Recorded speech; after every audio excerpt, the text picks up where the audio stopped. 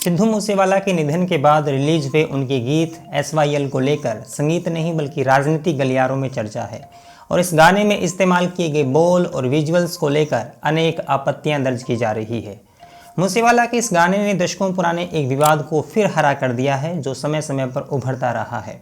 इस गाने को अब तक करोड़ों लोग देख चुके थे और YouTube पर जमकर वायरल हो रहा था, लेकिन सरकार ने कानूनी शिकायत करके इस गाने को भारत में प्रतिबंधित कर दिया है। आखिर क्या है इस गाने में और क्यों हो रहा है ये विवाद, इस वीडियो में पूरी तफसील से आपके सामने रखूँगा। लेकिन वीडियो शुरू करूं उससे पहले आप सबसे विनती कि मैंने शॉर्ट वीडियोस के लिए अपना एक नया चैनल बनाया है, लिंक दे रहा हूं डिस्क्रिप्शन में, कृपया वहां जाकर उसे सब्सक्राइब जरूर कर लें। कि पंजाब के पानियां ते हरियाणा या फिर होर अंकित करना चाहता हूं जो मूसेवाला के गाने में विशेष रूप से आई और जिनको लेकर विवाद है, और फिर उसका पूरा बैकग्राउंड बताऊंगा। फिर निश्चित रूप से पूरे मसले को बेहतर ढंग से समझा जा सकता है। सिद्धू मूसेवाला का ये गाना SYL जल विवाद पर है जो पंजाब और हरियाणा के बीच पिछले कई दशकों से बना हुआ है। SYL का मतलब है सतलज यमुना लिंक कैनाल। यह मुख्य रूप से सतलज नदी के जल के बंटवारे की लड़ाई है जिसको लेकर पंजाब और हरियाणा आमने सामने रहते हैं। अब इस गाने में भी इस मुद्दे को उठाया गया है। महत्वपूर्ण बातें कौन सी है वो आपको बताना चाहता हूँ जो गाने में पंजाबी में कही गई है।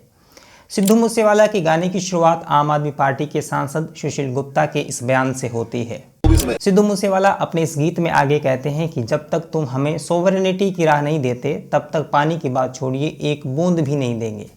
सोवरेनिटी का मतलब होता है संप्रभुता, यानी किसी एक भौगोलिक क्षेत्र को राजनीतिक संप्रभुता।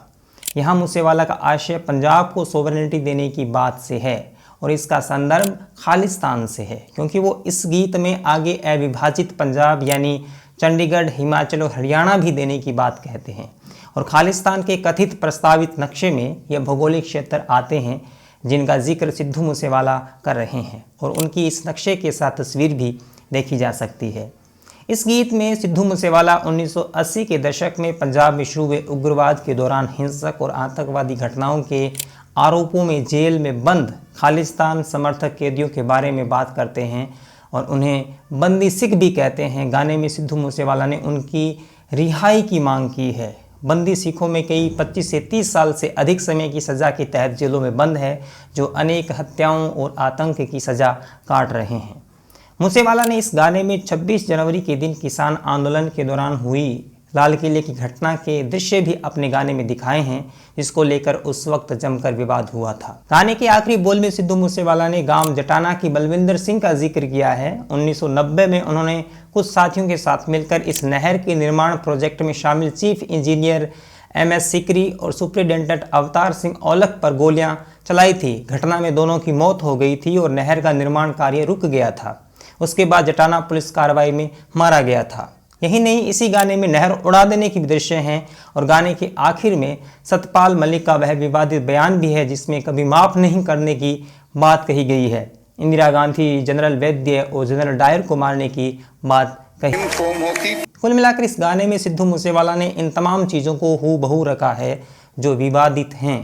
अब समझते हैं कि यह SYL क्या भला है, इसकी क्या कहानी है, एक एक करके बताता हूँ।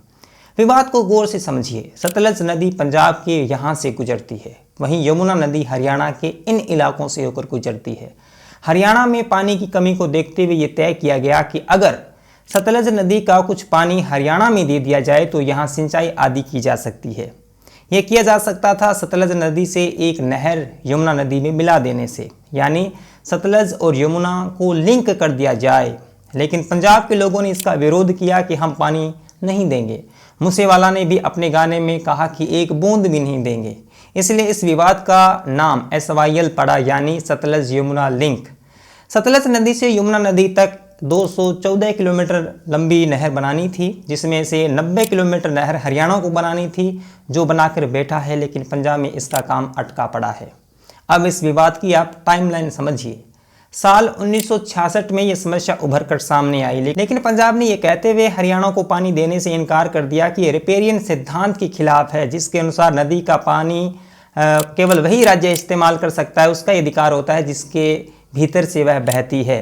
लेकिन साल 1981 में दोनों राज्य पानी को साझा करने के लिए राजी हुए। फिर 1982 में पंजाब के कपूरी गांव में 214 किलोमीटर लंबी सतलज यमुना लिंक नहर SYL का निर्माण शुरू किया गया, जिसका उद्घाटन श्रीमती इंदिरा गांधी ने किया था।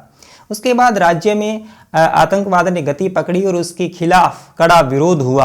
अनेक प्रदर्शन, आंदोलन और हत्याएं हुई। साल 1985 में प्रधानमंत्री राजीव गांधी और अकाली नेता लोंगोवाल के बीच एक समझौता हुआ। पानी की उपलब्धता और बंटवारे के पुनर्मूल्यांकन के लिए सुप्रीम कोर्ट के न्यायाधीश V बालकृष्ण अराडी की अध्यक्षता में ट्रिब्यूनल की स्थापना की गई और उसके बाद 1987 में ट्रिब्यूनल ने पंजाब और हरियाणा को आवंटित पानी में क्रमशः 5 MAF और 3.83 MF तक की वृद्धि की सिफारिश की, जो कि पहले इससे कम था। इस समझौते की वजह से हरचंद सिंह लोंगोवाल की हत्या कर दी गई। हरियाणा ने तो अपने हिस्से की 90 किलोमीटर नहर बना ली, लेकिन पंजाब में ऐसा नहीं हो रहा था। इसी वजह से साल 1996 में हरियाणा ने सुप्रीम कोर्ट का रुख किया और पंजाब को काम पूरा करने के लिए कहने की अपील की।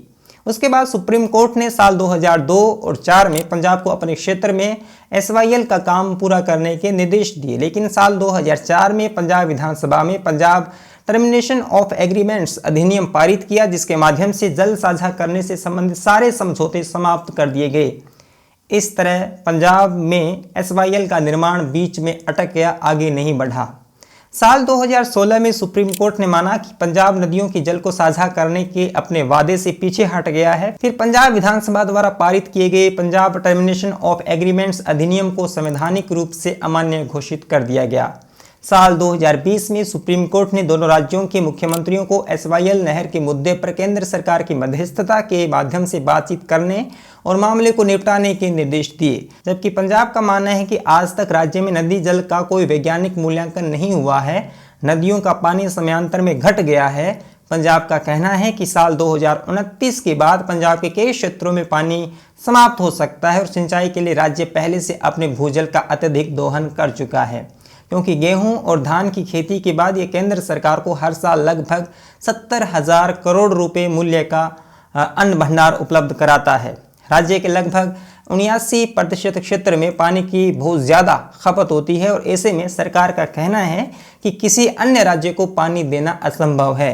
हरियाणा का कहना है कि राज्य में सिंचाई के लिए जल उपलब्ध करवाना कठिन है और हरियाणा के दक्षिण हिस्सों में पीने के पानी की समस्या है, जहां भूजल 1700 फीट तक कम हो गया है और सुप्रीम कोर्ट द्वारा गठित ट्रिब्यूनल द्वारा तय किए गए पानी के हिस्से से वंचित किया जा रहा है। कुल मिलाकर विवाद है यह, जिसको लेकर सिद्धू मूसेवाला का गाना विवादों के घेरे में है और यूट्यूब से भी प्रतिबंधित कर दिया गया है, जिसमें वो अनेक पक्षों को उठाते हैं, जिसको लेकर विवाद है।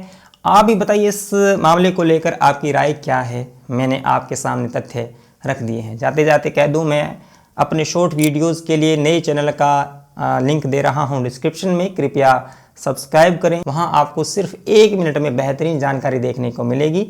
मिलेंगे अगली वीडियो में, तब तक के लिए। ये दुनिया का पहला और एकमात्र मंदिर है जो पूर्ण रूप से ग्रेनाइट से बना हुआ है। ये बृहदेश्वर मंदिर है जो तमिलनाडु के तंजौर में मौजूद एक हिंदू मंदिर है। खास बात यह है कि इस मंदिर को यूनेस्को ने विश्व धरोहर घोषित किया है। इसका निर्माण आपको जानकर हैरानी होगी कि जैसी सावरकर ने याचिकाएं लिखी थी, वैसी ही याचिकाएं अन्य क्रांतिकारियों ने भी लिखी थी। उनके मैं एक एक नाम आपको बताना चाहता हूँ।